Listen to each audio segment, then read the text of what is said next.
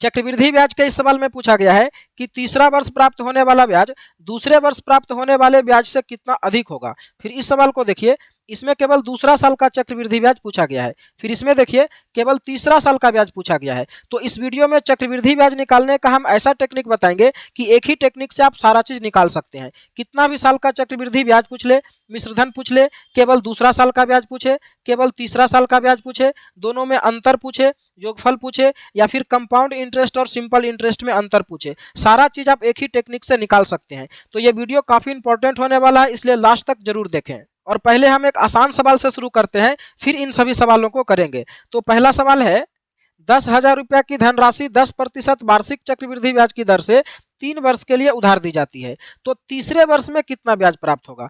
केवल तीसरा साल का ब्याज निकालना है।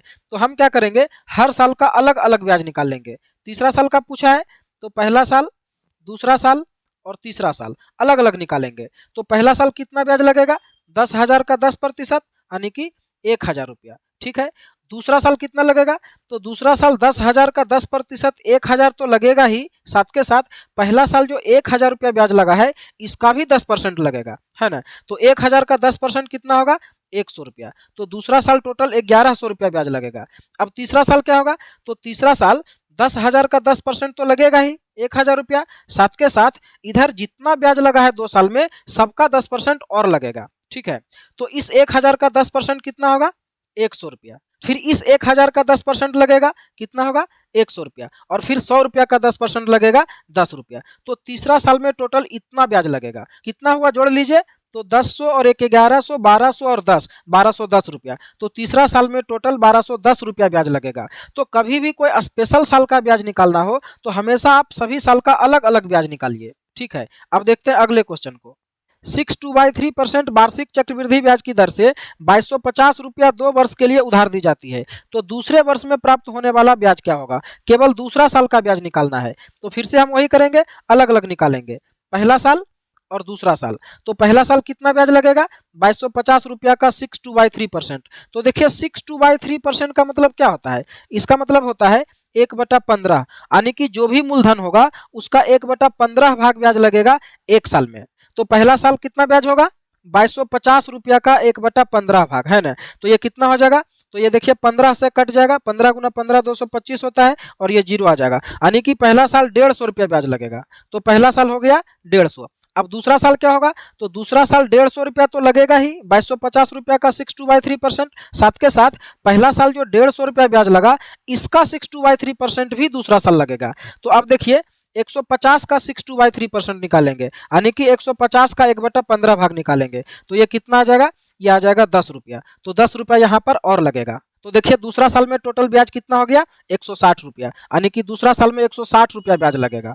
उम्मीद करते हैं कि आप समझ रहे होंगे। अगर अच्छा लग रहा है तो वीडियो को लाइक और शेयर जरूर करिए। अब देखते हैं अगले क्वेश्चन को। अगला क्वेश्चन है, 8100 रुपया की धनराशि पर 33 वार्षिक ब्याज की दर से 3 वर्ष का चक्रवृद्धि ब्याज साधारण ब्याज से कितना अधिक होगा, यानी कि चक्रवृद्धि ब्याज और साधारण ब्याज में अंतर पूछा है। तो इसको भी आप उसी टेक्निक से कर सकते हैं। क्या करेंगे, अलग अलग निकालेंगे तीनों साल का, पहला साल, दूसरा साल और तीसरा साल।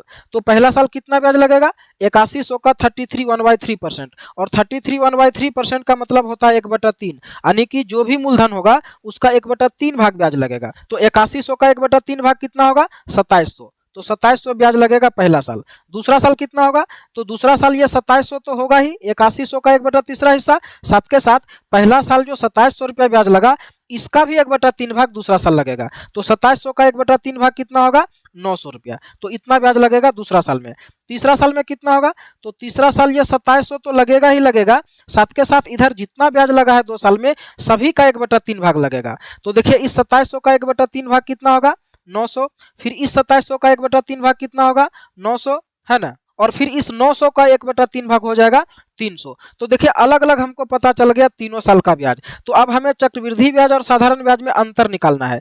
तो देखिए पहला जो लाइन है ये वाला, ये सभी है साधारण ब्याज, क्योंकि साधारण ब्याज हर साल बराबर लगता है। तो 2700 2700 2700 तीनों साल लगेगा। तो ये तीनों हुआ साधारण ब्याज और ये टोटल मिला करके हुआ चक्रवृद्धि ब्याज। तो दोनों में अंतर क्या होगा, अंतर होगा ये वाला पार्ट, है ना, यही अंतर होगा। तो देखिए अंतर कितना होगा, 900, 900, 900, 2700 और 300, 3000, यानी कि चक्रवृद्धि ब्याज जो है वो साधारण ब्याज से 3000 रुपया अधिक होगा।